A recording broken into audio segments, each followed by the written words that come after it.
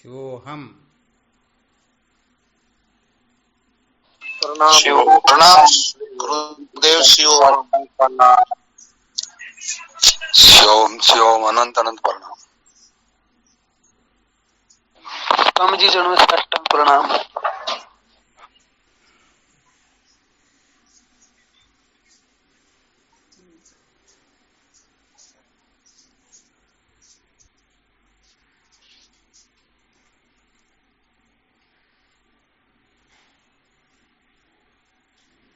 शिवोहम। क्या विषय चल रहा था अपना? संसार को बनाए रखकर कभी भी सत्य का साक्षात्कार नहीं किया जा सकता। संसार को बनाए रखकर कभी भी सत्य का साक्षात्कार नहीं किया जा सकता है। यहाँ पर दोनों बातें एक दूसरे से विरुद्ध स्वभाव वाली है। संसार को बनाए रखेंगे तो सत्य का साक्षात्कार नहीं होगा, और सत्य का साक्षात्कार करना चाहेंगे तो संसार को बनाए हुए नहीं रख पाएंगे। यही चर्चा चल रही है ना? जी महाराज। तो हम यहाँ पर सत्य के साक्षात्कार के लिए चर्चा कर रहे हैं अथवा संसार को बनाए रखने की चर्चा कर रहे हैं?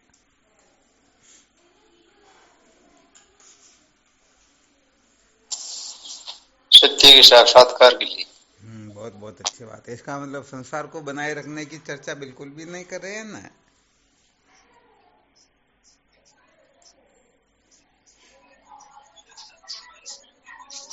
बिल्कुल नहीं करेंगे।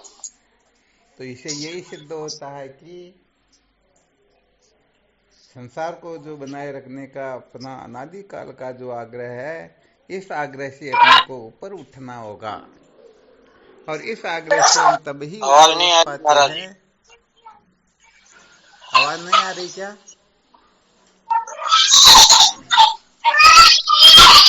मेरे को शिवोहम। आवाज आ रही है। आ रही है गुरुदेव हमको।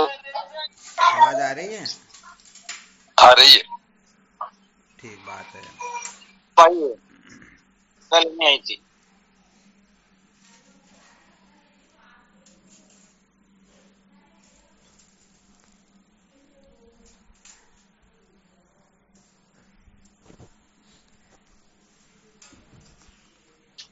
तो इससे क्या सिद्ध हुआ?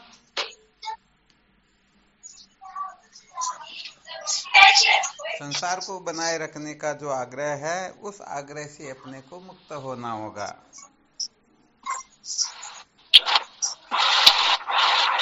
इस आग्रह से हम कब मुक्त हो सकते हैं? जब हम इस संसार को दुख रूप समझेंगे। ध्यान देना अच्छी तरह से।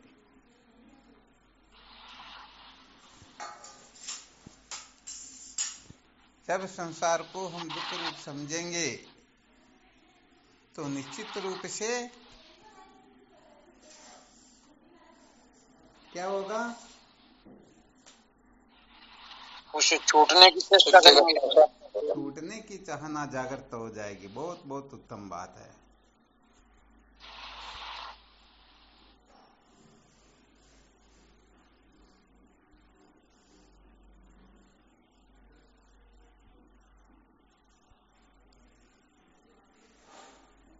तो यहाँ पर संसार को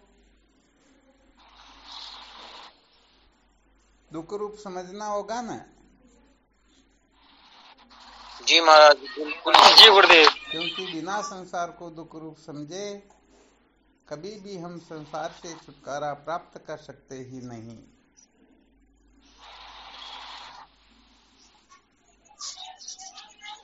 बिल्कुल क्लियर है? बिल्कुल क्लियर है गुरुदेव।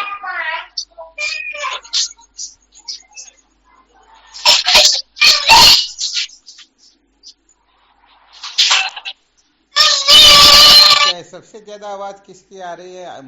ऑडियो बंद क्यों नहीं करते हैं? जहाँ बच्चे बच्चे आवाज कर रहे हो वहाँ ऑडियो को बंद कर दिया करो, है ना?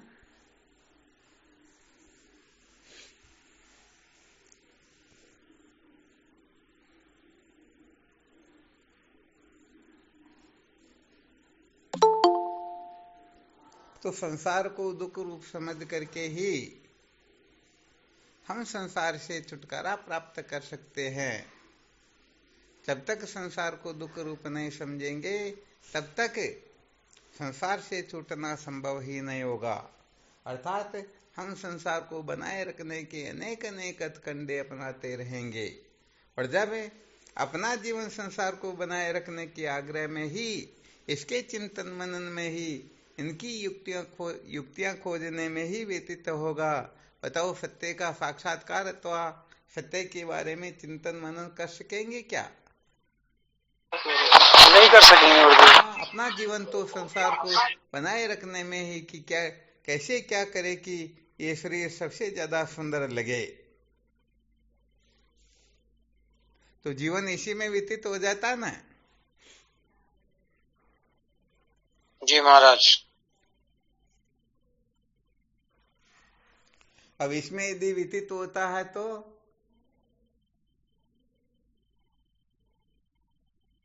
एक व्यक्ति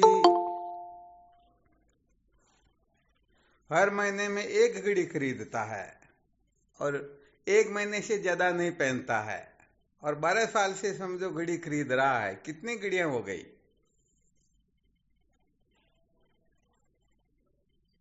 144 हो गए ना, बारंबार 144 होते हैं। तो उनको रखने में, उनको सार संभाल करने में, उनकी देख रेख में, उनके आग्रह में, या किसी न किसी प्रकार से जब चित्तवृत्ति उधर जाएगी तो चिंतन घड़ियों का होगा या आत्मचिंतन होगा? वो तो घड़ियों का ही होगा, क्योंकि ये प्रत्यक्ष बात होती है कि हमारे पास भोगों के जितने साधन अधिक होंगे, हमारी वृत्तियां उतनी ही अधिक चंचल होगी। क्या होगी? अरे जिनके पास चंचल है ही नहीं तो उनको क्या इच्छा हो, परंतु जिनके पास में बहुत सारा है तो उनकी वृत्तियां तो बार बार चंचल होगी ना। जैसे किसी के पास में एक ड्रेस ही है तो वह नाटक करेगा कि ये पहनूं या वह पहनूं, और जिसके पास में 100 ड्रेस हो तो 50 बार एक को खोलेगा, दूसरी को पहनेगा, दूसरी को खोलेगा, तीसरी को पहनेगा, और दूसरों को 50 नहीं किन किन को बताएंगे। कोई कह देंगे भाई ये ठीक नहीं, तो फिर उसको चेंज करने में लगेंगे। तो विचार करके देखो, वह आत्मचिंतन कर पाएगा क्या? कभी नहीं कर पाएगा।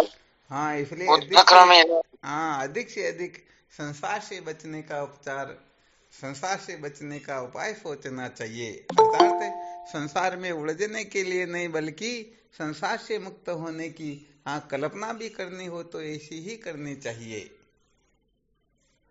वैसे देखा जाए तो साधकों का जो जीवन होता ना, या तो अपनी दृष्टि में या शास्त्रों की दृष्टि में या गुरुदेव की दृष्टि में क्या ठीक है, बस वैसा ही अपनाना चाहिए।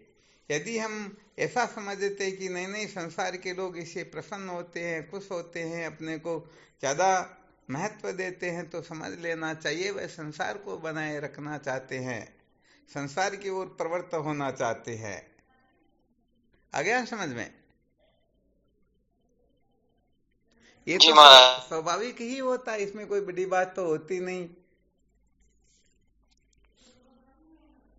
तो जब तक हम ये आग्रह रखेंगे, सच्ची बात यह है कि तब तक अविद्या के बंधन से कभी भी मुक्ति होने वाली है ही नहीं। तो सबसे पहले साधकों को यह निश्चय करना होता है कि संसार को बनाए रखने का आग्रह हमें नहीं रखना है। हाँ, ये दृष्टांत सुना रहा हूँ, ये हकीकत वो मैंने देखा हुआ, आज ही देखा ना, इसलिए थोड़ा ध्यान में आ गया कि लोगों के पास में इतने इतने साधन होते हैं, उनको आत्मचिंतन करने के लिए कहे तो भले ही करेंगे, परंतु चित्तवृत्ति तो इस तरफ भी जाएगी ना।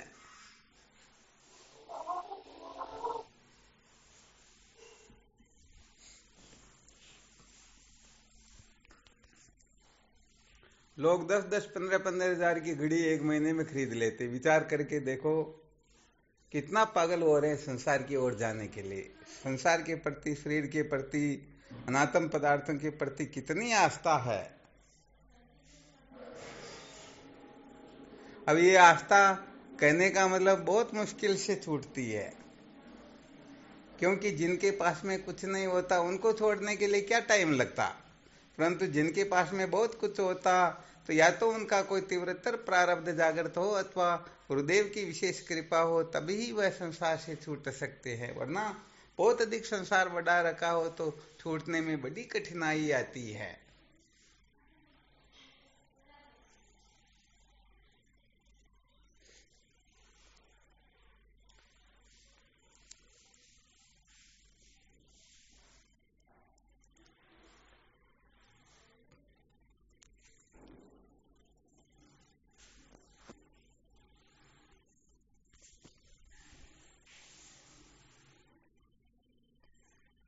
तो शुरू से ही क्या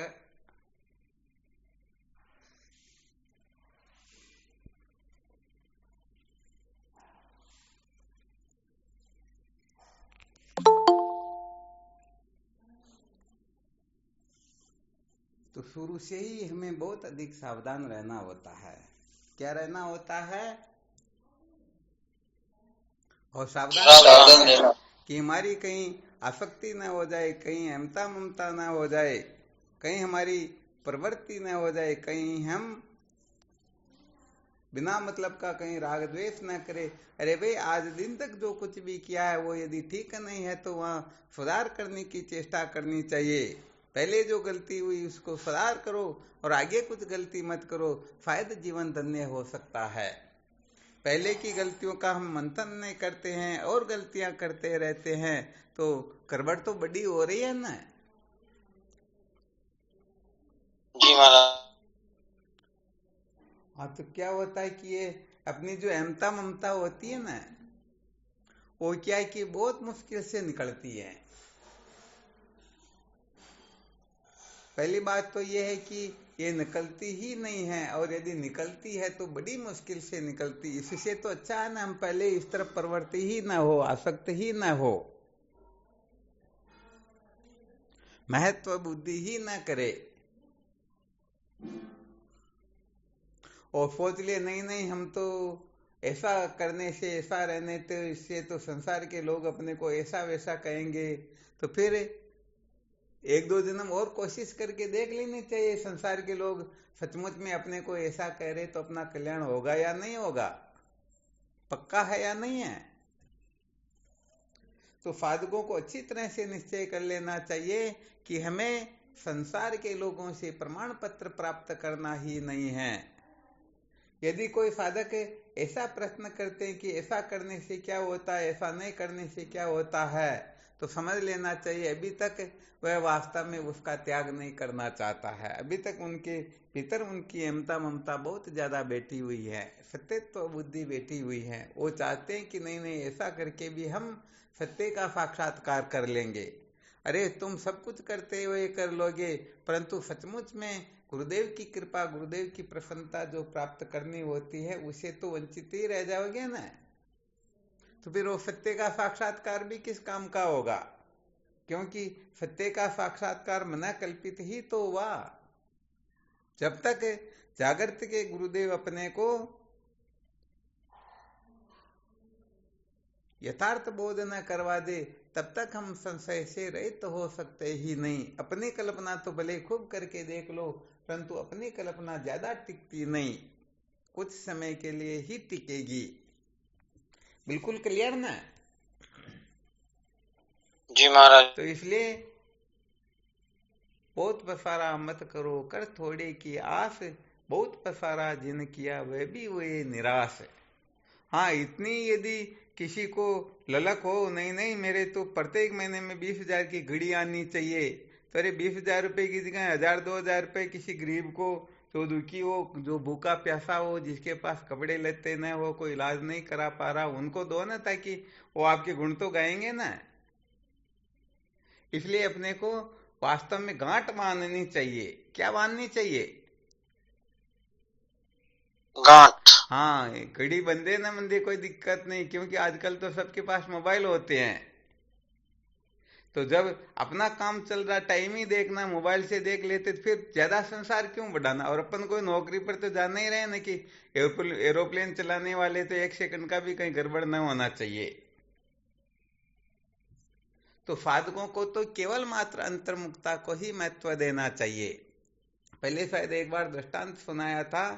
क्या होता है कि थोड़ी बहुत भी गड़बड़ होती ना, तो वह गड़बड़ आगे जाकर के बहुत ज्यादा हो जाती है। केवल मात्र अपने मशीन का जो धागा होता है ना, उतना सा यदि किसी बांध के छिद्र रह जाए तो वह भी पूरे बांध को नष्ट कर देता है। आज जो छोटी सी गलती की जाती है ना, वो आगे चल करके बहुत बड़ी हो जाती है। तो एक दृष्टांत दिया करते थे, कोई साधक भिक्षा के लिए कहीं गांव के अंतर्गत जाता है, तो क्या होता है कि उनके कुछ सूत्र सुन करके, उसकी कुछ सत्संग सुन करके या उनका कुछ संकेत सुन करके कोई गृहस्थ उनके ऊपर प्रसन्न हो जाते हैं और उनको एक घड़ी भेंट कर देते हैं। क्या भेंट कर देते हैं? घड़ी भेंट कर देते हैं। अब वो ठहरा ब्रह्मचारी, किसी महात्मा के सानिध्य में साधन भजन कर रहा था। घड़ी बांध करके जैसे ही वहां पर गया भिक्षा लेकर के, महात्मा ने जैसे ही देखा तो उन्होंने डंडा उठाया और कहा, बता तूने गांठ तो नहीं बांधी कि सारा संसार स्वप्नवत है, कल्पना मात्र है। संसार को न बढ़ा करके घटाना चाहिए, जो गांठ बांधनी चाहिए, जो निश्चय करना चाहिए, जो अनुभव होना चाहिए, ये निश्चय तो तूने किया नहीं, ये गांठ तो बांधी नहीं, घड़ी कैसे बांध ली? अब वो हाथ जोड़ करके गिड़गिड़ाने लगा, प्रार्थना करने लगा, गुरुदेव क्षमा करो, मैंने न तो कहीं चोरी की और न मैंने किसी से मांग की। क्या कहा? न तो चोरी की, न किसी से मैंने मांगी, ये तो मेरे प्रारब्ध में थी, इसलिए मेरे को मिल गई। अब तो महाराज गुरुजी का पारा सातवां आसमान पर चढ़ गया। 2 4 5 डंडे लगाए और कहा, मूर्ख, कल कह देगा कि तेरे को कोई लुगुई दे देगा और कह देगा ये मेरे प्रारब्ध में थी इसलिए मेरे को मिल गई। चल खोल घड़ी को इसी समय, और लगाए 4 5 डंडे। 4 5 डंडे लगा करके उनको ठीक ठिकाने पर ले आए। तो विचार करके देखो, धीरे धीरे ये प्रारब्ध का आश्रय लेकर के मौज मस्ती मनोरंजन की तरफ बढ़ना होता या नहीं होता?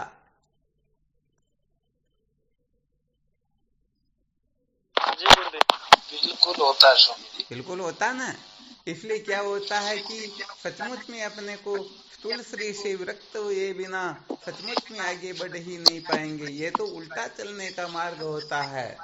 संसार वाले जो जा रहे हैं ना, ये सचमुच में उल्टे जा रहे हैं। संसार वाले जिस तरफ जा रहे हैं उससे अपने को उल्टा चलना होता है।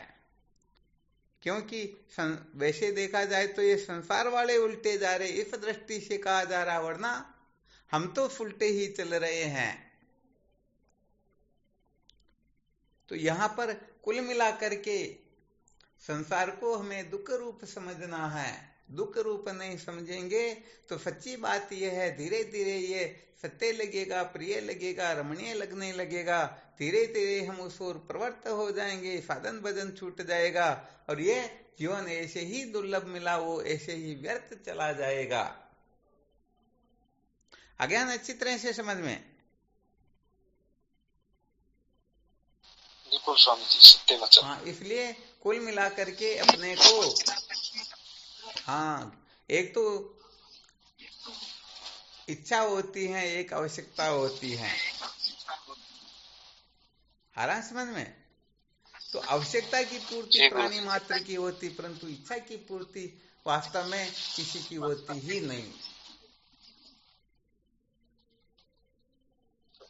आज तक तो किसी की हुई नहीं। हाँ, वो भी नहीं, होगी भी नहीं, हो सकती भी नहीं। ये बिल्कुल क्लियर है।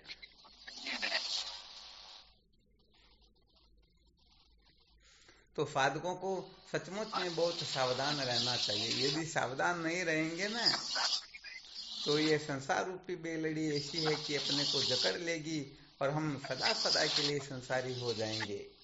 जबकि होना तो ये चाहिए कि हमारे में कितना सामर्थ्य है कि हम सत्संग के अनुकूल बन जाए, गुरुदेव के अनुकूल बन जाए, सचमुच में हम विरक्त हो, सचमुच में हम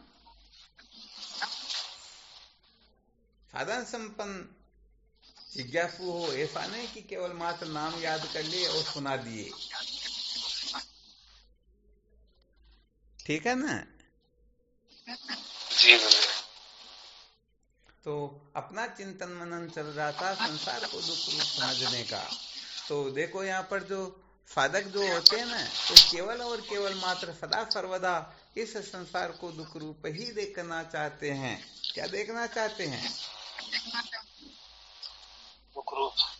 हाँ, यदि इस वृत्ति से अपनी वृत्ति हट करके संसार को सुख रूप समझने लग गए तो फिर बड़ी मुश्किल हो जाएगी दुख रूप समझने में।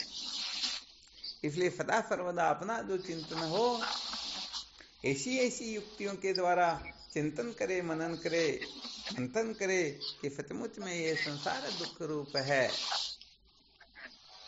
तो चलो ठीक, फिर कल बताया ही था कि सबको कुछ तैयारी करके उपस्थित तो होना है। तो कौन बताएंगे, कैसे पता चलेगा कि संसार दुख रूप है?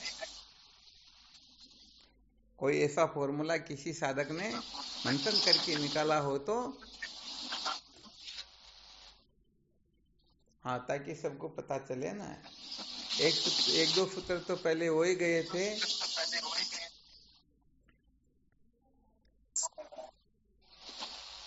शिवोहम स्वामी जी। हाँ, शिवोहम।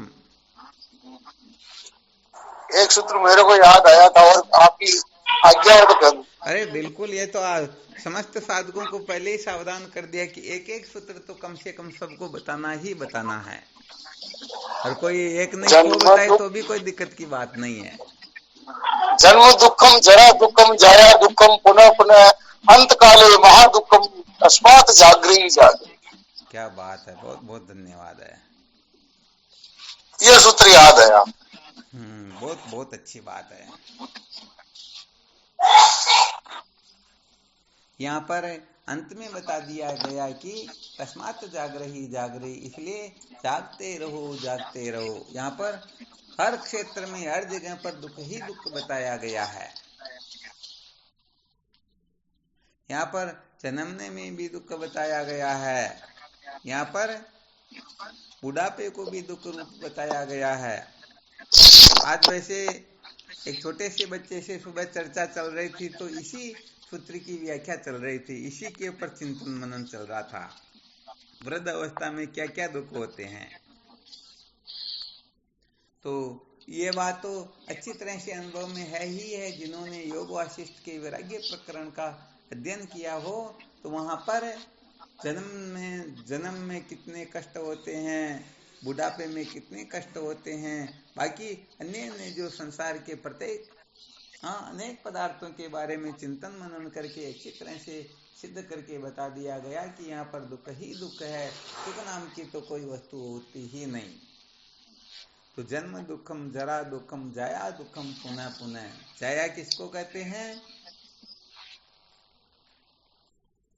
स्त्री को कहते हैं स्वामी। किसको कहते हैं? स्त्री को कहते हैं स्वामी। स्त्री को कहते हैं। हाँ।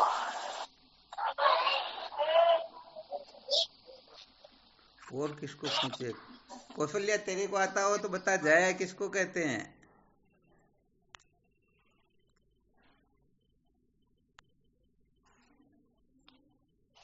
समझ बुढ़ापे को कहते हैं। जाया बुढ़ापे को कहते हैं। बुढ़ापा तो जरा को कहते हैं ना महाराज जी। जो हमारे द्वारा संतान उत्पन्न की जाती है उसको नहीं कहते क्या? नहीं, वो अलग है। और कौन बताएंगे? वैसे सहजानंद जी महाराज ने बिल्कुल 100% सत्य बता दिया था। इनको तो ठीक तरह से बोलना था वैसे देखा जाए तो। सीमा, तुझे आ रहा हो तो तुम बता, जाया किसे कहते हैं?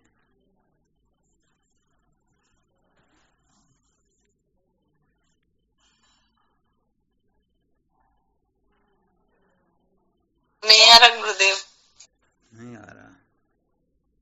गजब बात है। अरे भाई, सहजानंद जी महाराज ने जो बताया, जब कहा कि ये 100% सत्य है तो इन्होंने कहा स्त्री को कहते, तो स्त्रियों के लिए पुरुष हो गए न, पति हो गया न, अर्थात जिनसे संतान उत्पन्न होती जिनके द्वारा, उसी को तो जाया कहते हैं। तो पुरुष के लिए जाया का अर्थ स्त्री होगा और स्त्री के लिए पुरुष होगा। इसमें इतना सोचने विचारने की आवश्यकता ही कहां पर है। अब तो समझ में आ गया। जी गुरुदेव। अरे भाई पहले ही बताया, जन्म दुखम जरा दुखम, जबकि सूत्र याद इनको, जन्म दुखम जरा दुखम जया दुखम पुनः पुनः, सबसे बार बार दुख देने वाली यही तो वस्तु है। ये बाकी बुढ़ापा तो किसी का आता या नहीं आता, पहले ही मर जाते हैं। बाकी बहुत सारी जगह बात अलग होती, परंतु सबसे ज्यादा दुख इस संसार में यदि किसी को किसी से मिलता तो वो इन्हीं से मिलता है, जबकि आशा यही रहती कि हमको इनसे सुख मिलेगा, जीवन भर यही आशा रहती है, परंतु फिर भी सदा सर्वदा दुख ही दुख मिलता है। तो जन्म दुखम जरा दुखम जया दुखम पुनः पुनः, बार बार जो दुख होता है स्त्री को पुरुष से और पुरुष को स्त्री से ही होता है, क्योंकि सबसे ज्यादा जो आसक्ति है, अहंता ममता होती है, इसी में होती है, इन्हीं से सबसे ज्यादा आस्था होती, इन्हीं के प्रति इतना आग्रह रहता है कि ये मेरा सदा सर्वदा ध्यान रखेंगे, कभी भी मेरे को दुख तकलीफ नहीं होने देंगे, फलाना ठीक ना, पता नहीं लाख करोड़ अरब खरब कल्पनाएं लेकर के बोले जीव बैठे रहते हैं, परंतु ये सारा हो जाता है क्या? सवाल ही नहीं है। इंसान किसी की सारी कल्पनाएं पूरी थोड़ी होती। तो यहाँ पर इनसे भी बार बार दुख मिलता है, और फिर कहा है कि अंत काले महादुखम, अंत काल में तो ऐसा दुख होता है, एक बिच्छू डंक लगाए कितना दर्द होता है, ऐसे ऐसे 1000 बिच्छू एक साथ डंक लगाए इतना दर्द होता है मरते समय। अरे जन्म के समय का दुख और मरने के समय के दुख का तो कोई वर्णन ही, हाँ अच्छी तरह से विचार करके देख लेना। जब जन्म होता है उस समय कितना भयंकर कष्ट होता है, वो तो अपने को पता नहीं रहता है, वरना तो कल्पना करने से भी रोंगटे खड़े हो जाते हैं कि इतना भयंकर कष्ट दुख तकलीफ होती हैं। तो इनका यदि कोई विचार करेगा तो सचमुच में वह संसार की असलियत को समझ जाएगा और वास्तव में इस संसार से छूटने की कोशिश करेगा, क्योंकि इसके अंत में यही बताया गया, अंत काले महादुखम तस्मात् जागरही जागरही, इसलिए जागते रहो जागते रहो। अर्थात ये संसार दुख रूप, वास्तव में संसार सुख रूप नहीं है बल्कि दुख रूप ही है, ऐसे इसका अच्छी तरह से चिंतन मनन करते रहो। चलो बहुत बहुत धन्यवाद, बहुत अच्छी बात है। अच्छा, बुढ़ापे में क्या दुख होता है? जन्म का भी बता दिया था, बुढ़ापे मरने का भी बताया था, और जरा का और जया का, इनका थोड़ा थोड़ा चिंतन मनन और करते हैं। बुढ़ापे में क्या कष्ट होता है? स्वामी जी रोक सकते हैं। बुढ़ापे में तो महाराज जी सब दुखी दुख है, उसको पूरा सुनाई देता नहीं, दिखाई देता नहीं, चलने में क्षमता नहीं, श्वास की क्षमता नहीं, और जब बिना काम का आदमी हो जाता बर्तन तो उसका कोई कहना मानते नहीं, पूरी उनकी सेवा होते नहीं, बहुत दुखी दुख है। देखो ज्यों ज्यों बुढ़ापा नजदीक आ रहा, ज्यों ज्यों सब पता चल रहा ना, वरना इसकी असलियत तो जो बूढ़े व्यक्ति होते हैं ना उन्हीं को पता होता है, क्योंकि बूढ़े व्यक्ति जो होते हैं ना, वो कहने का मतलब युवा अवस्था में नैण बिगड़ते हैं और वृद्ध अवस्था में बेण बिगड़ जाते हैं, तो उनकी वाणी ऐसी हो जाती कोई उनकी शकल सूरत भी नहीं देखना चाहते, तो न उनका बेटा वो उनके पास आना चाहता, न पोते पोती, फिर वह मलमूत्र में ही पड़े रहते हैं। बताओ इतने भयंकर कष्ट में रह करके कोई सुखी हो सकता है क्या? ऐसे ऐसे अनेक दुख जो होते हैं वो वृद्ध अवस्था में होते हैं। बेचारे भूखे प्यासे तड़पते रहते हैं, गंदगी में पड़े रहते हैं, कोई उनको सुनने वाला नहीं होता, पानी पीने का या और कुछ करना हो तो ये बड़ी समस्या हो जाती है। हालांकि जिनके सपूत होते हैं उनकी बात कुछ और होती है, परंतु सर्वथा ऐसा होता ही नहीं, सब जगह पर ऐसी व्यवस्था मिलती भी नहीं है। तो कुल मिलाकर के संसार के प्रत्येक क्रियाकलाप में सर्वत्र देखा जाए तो दुख ही दुख है। हाँ, सुख थोड़ा बहुत अनुभव अवश्य होता है, परंतु फिर भी सचमुच में वह सुख भी दुखों से ग्रसा हुआ ही होता है। थोड़ी देर के लिए सुख मिलता है, परंतु ये जीवन पर वहां पर गुलाम बन जाता है, बंदर बन करके इसको नाचना पड़ता है। विचार सागर में निश्चल दास जी महाराज लिखते हैं ना, पढ़्यो पुराण वेद स्मृति गीता तर्क निपुण पुनि किन्हु न जीता, करत अधीन ताई तिये ऐसे बाजीगर बंदर को जैसे। अरे इतने बड़े हो, उनको भी कहने का मतलब गुलाम बना करके, बंदर बना करके नचा देती हैं। तो बताओ संसार में सुख है क्या? कहां तक कह दिया कि पढ़्यो पुराण वेद स्मृति गीता तर्क निपुण पुनि किन्हु न जीता। वो इतना निपुण है कि उसको संसार में कोई जीत भी नहीं सकता। करत अधीन ताई तिये ऐसे बाजीगर बंदर को जैसे, सब कछु मन भावत करावावत पढ़े पसोई बल भांति नचावत।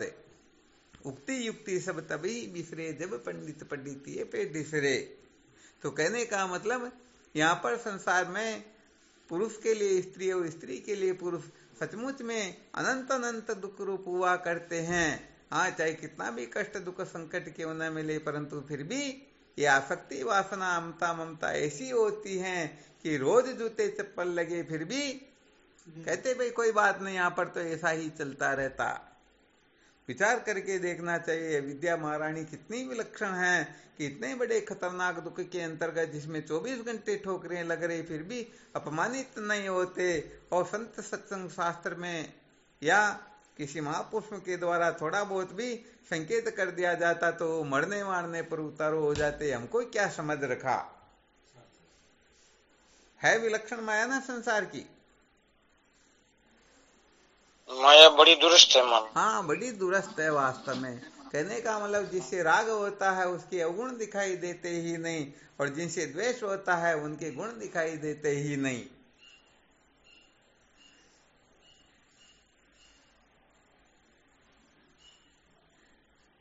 तो ये संसार सचमुच में बड़ा विलक्षण होता है।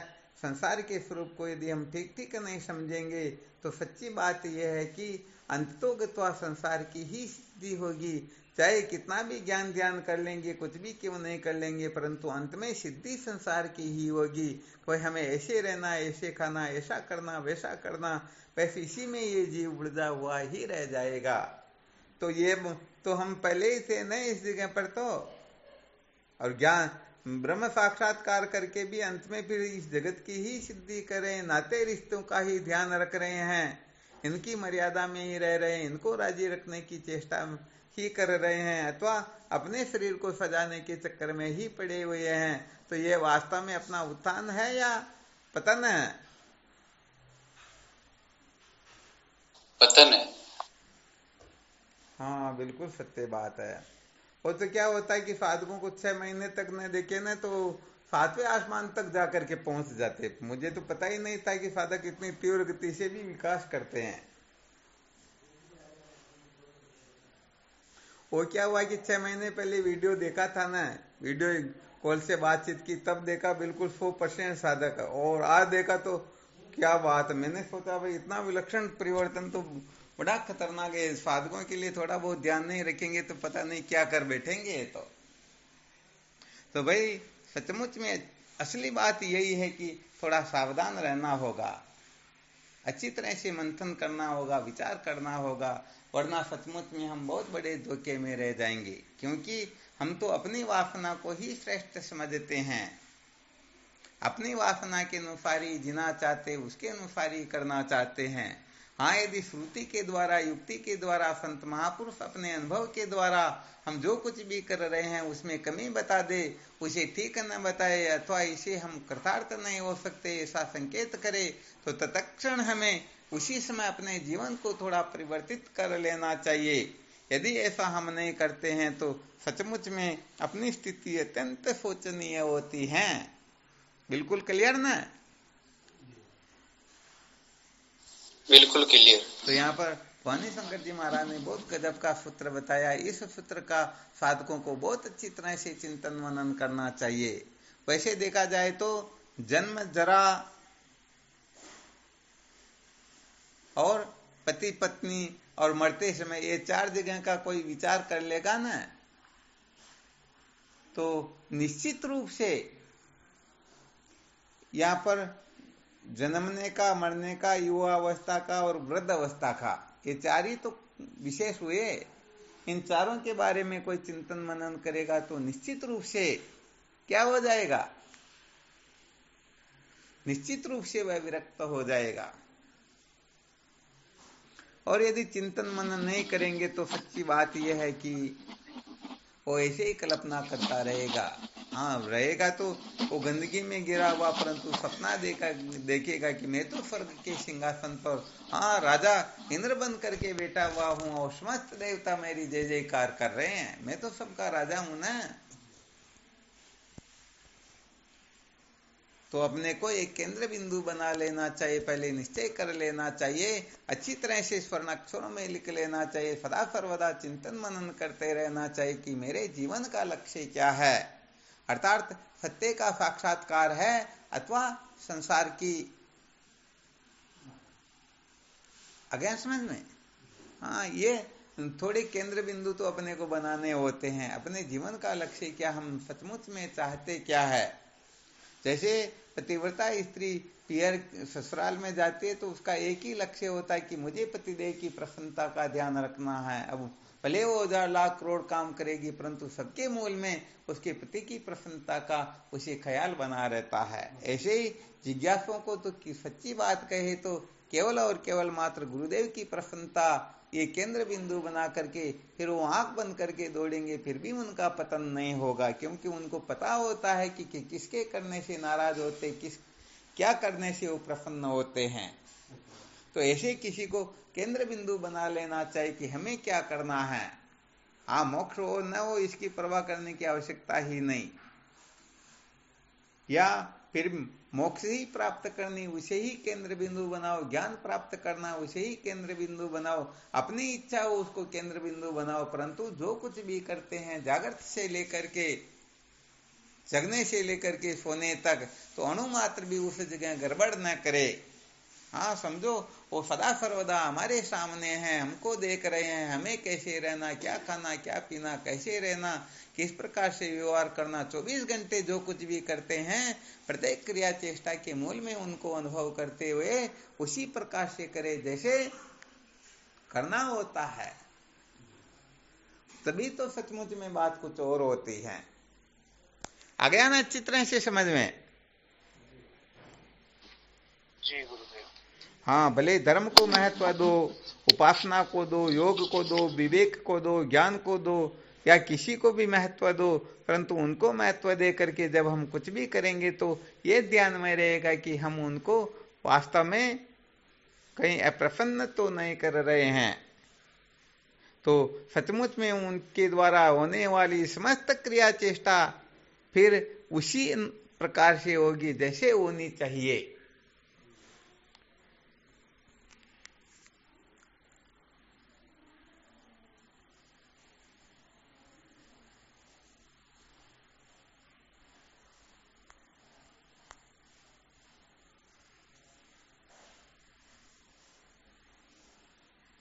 चलो ठीक, फिर इस सूत्र का बहुत अच्छी तरह से चिंतन मनन करना। इस सूत्र को भी उस सूत्र के साथ ऐड कर लेना जो सूत्र बताया गया ना।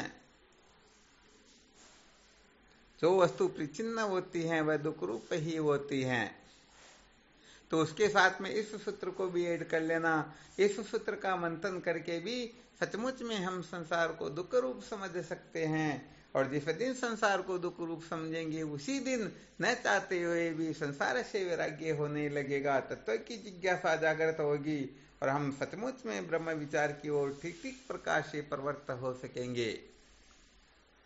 तो कल फिर और कोई साधक है और ऐसे सूत्र को, हाँ ऐसे जो विलक्षण सूत्र होते हैं ना, जो वजनदार होते हैं, जिन सूत्रों का चिंतन मनन करके हम सचमुच में अपने जीवन को धन्य बना सकते हैं, ऐसे सूत्रों का थोड़ा ध्यान रखते हुए चिंतन मनन करना है और उसके ऊपर अपने को सारग्राही दृष्टि से मंथन करते हुए कुछ न कुछ निश्चय करना ही करना है।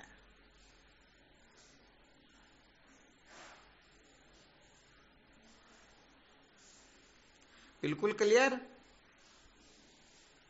जी महाराज। हाँ, तो चलो मंथन करना और ऐसा सूत्र निकालना ताकि यहाँ देखते हैं कि कौन कौन सा साधक किस प्रकार का सूत्र बताता है, किसकी समझ कितनी काम करती है।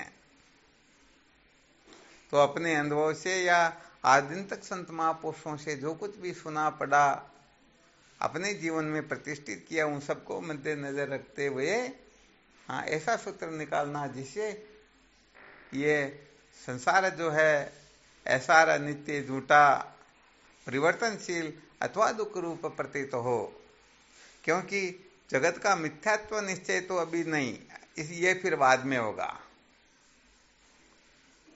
अभी तो कुल मिलाकर के ये जगत में दुख रूप प्रतीत हो, जगत से छूटने की इच्छा हमें होने लगे, इसी के बारे में चिंतन मनन करना। ठीक है ना? जी महाराज जी। हाँ चलो, बहुत बहुत धन्यवाद। आज का सूत्र भी बड़ा गजब का था, इसका खूब चिंतन मनन करना। यहाँ से यदि किसी को वैराग्य नहीं होता ना तो फिर समझ लेना ये सब फालतू की बातें होती हैं। जिसको जन्म से वैराग्य नहीं है, मृत्यु से वैराग्य नहीं है, अर्थात जो जन्म से नहीं छूटना चाहता, मरने से नहीं छूटना चाहता, भोगों से नहीं छूटना चाहता और बुढ़ापे के दुख से नहीं बचना चाहता, तो वो तो सचमुच में क्या ब्रह्म विचार करेगा। वो तो बेचारा ऐसे ही जन्मा और ऐसे ही मर जाएगा। चलो ठीक, फिर करो चिंतन मनन। शिवोहम, कल तैयार रहना है ना। शिवोहम।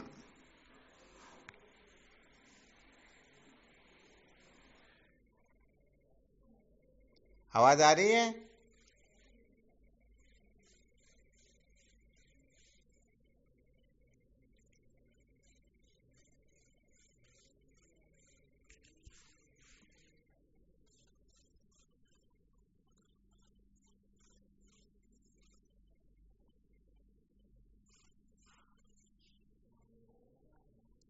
आवाज नहीं आ रही? शिवोहम।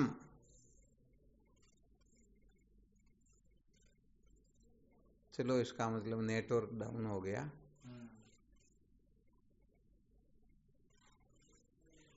नेट खत्म भी हो गया।